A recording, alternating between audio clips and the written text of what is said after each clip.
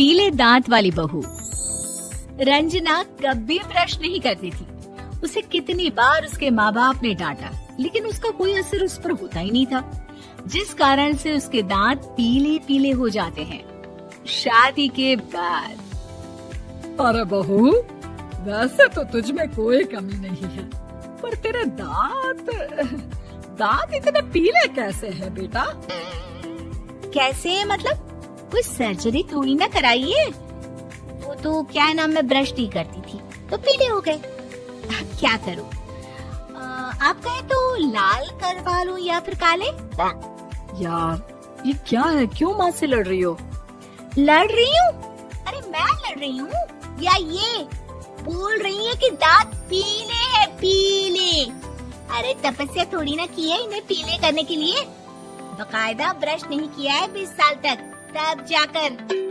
छी, कैसी बात कर रही हो? ये उस वक्त तो पीले नहीं थे जब हम लोग तुम्हें देखने आए थे। अरे तब साफ करवा लिया होगा डेंटिस्ट के पास जाकर। अब देखो कैसे पीले पीले लग रहे हैं। रंजना सास की तरफ गुस्से से देखती है। फिर शुरू हो गई पीले पीले पीले। अरे पीले तो तब भी थे जब मेरे हाथ का रसगुल्ला उड़ा उड़ा कर खा रही थी और बोल रही थी, लड़की नहीं गुणों का खजाना दे रहे भाई साहब आप।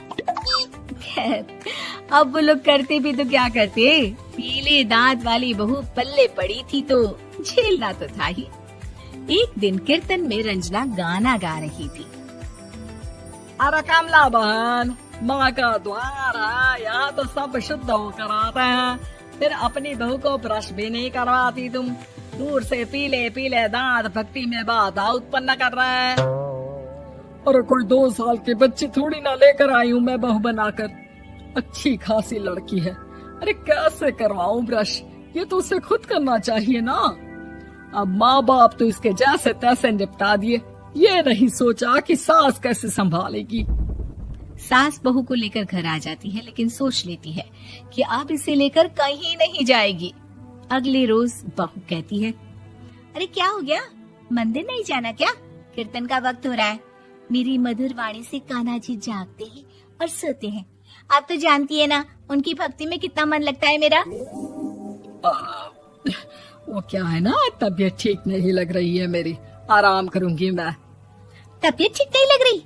अभी तो मिथुन के गाने पर नाच रही थी आप, और अब बोल रही है कि तबीयत ठीक नहीं लग रही। अरे भक्ति में मन लगा लो सासू माँ, ऊपर जाना है, क्या मुंह दिखाओगी आप? हाँ? सास को बहू की बात पर गुस्सा आ जाता है। मैं क्या मुंह दिखाऊंगी, इसकी चिंता तो ना कर, समझी? अपने मुंह की चिंता कर, जो ये पीले पीले दांत लेकर हर जगह पहुंच जाती है। पता है लोग कितना मजाक बनाते हैं। ना जी ना, मैं नहीं जाना कहीं तेरे साथ। तो ये बात है। कोई ना, मत जाओ, मैं अपने कमरे में ही बैठकर भक्ति कर लूंगी। ऊपर वाला दांत थोड़ी ना देखता है, मन देखता है, भावना देखता है। और अरे बस बस, तू सब कुछ दिखा, बस ये सफेद चमकदार दांत ना दिखाना किसी को, है? जा यहाँ से। बहू को सास की बात का कोई फर्क नहीं पड़ता, वो तो जैसी थी वैसी ही रह जाती है। सुबह नहाकर किचन में खाना बनाना, फिर खाना खाना, कीर्तन भजन करना और सो जाना। एक दिन, माँ जी मैं सहेली के घर जा रही हूँ, शाम को लेट आऊंगी। हाँ हाँ तो जाना, मैंने कौन सा तेरी आरती करनी है घर पर बैठकर। रंजना सहेली के घर जाती है, जहाँ वो पार्टी में जाने की तैयारी कर रही होती है। अरे शिखा, कहाँ जाने की तैयारी कर रही है? मैं गलत वक्त पर आ गई क्या? अरे नहीं यार, उल्टा सही वक्त पर आ गया। मैंने ये साड़ी और ज्वेलरी निकाली है यार, शाम को इनके ऑफिस की एक पार्टी में जाना है। बताना कैसा लग रहा है ये सब? नहीं यार, इस ड्रेस के साथ तो वो वाली ज्वेलरी अच्छी लगेगी। हाँ हाँ सही बोल रही है, मैंने ध्यान ही नहीं दिया। वैसे तो हमेशा से मस्त फैशन सेंस रखती है। तो बड़ा जाती होगी ना पति के साथ पार्टी में। रंजना कुछ नहीं बोलती, बस सोचती है कि यार काश ये बात सही हो जाती, पर मैं क्यों नहीं जाती पार्टी में? क्या इन लोगों की कोई पार्टी होती नहीं होगी? रंजना घर आती है और रात में पति से सवाल करती है, एक बात बताइए, आप मुझे किसी पार्टी में क्यों नहीं ले जाते? क्या आपके यहाँ ऑफिस में पार्टी नहीं होती? पति बेचारा क्या कहता कि दांत पीले हैं तुम्हारे इसलिए। अरे कोई पार्टी होती नहीं हम लोगों के ऑफिस में, तो कहाँ से लेकर जाऊं? और मार्केट, मॉल, कहीं वीकेंड घूमना, कहीं तो। अरे यार, सारे हफ्ते में एक छुट्टी मिलती है, तो सोचता हूँ कि आराम ही कर लूं। क्यों? रंजना मन मार के रह जाती है। पहले कभी सास के साथ मंदिर जाया करती थी, लेकिन वो भी सास ने ले जाना बंद कर दिया। घर बैठी बैठी रंजना बोर हो जाती है। तभी उसे आइडिया आता है और वो मायके जाने का सोचती है। सासू माँ, 2 दिनों के लिए मम्मी के घर जा रही हूँ। अच्छा ठीक है, आराम से जा। और हाँ, माँ से कुछ अच्छी आदत सीख कर आना कि कैसे शरीर के हर भाग की तरह दांतों की सफाई भी जरूरी होती है, समझी? शुरू हो गई ना आप। वो लोग आपकी तरह नहीं है कि छोटी छोटी बात का बतंगड़ बना दे। उन लोगों के लिए मैं मायने रखती हूँ, ना कि मेरे पीले पीले दांत।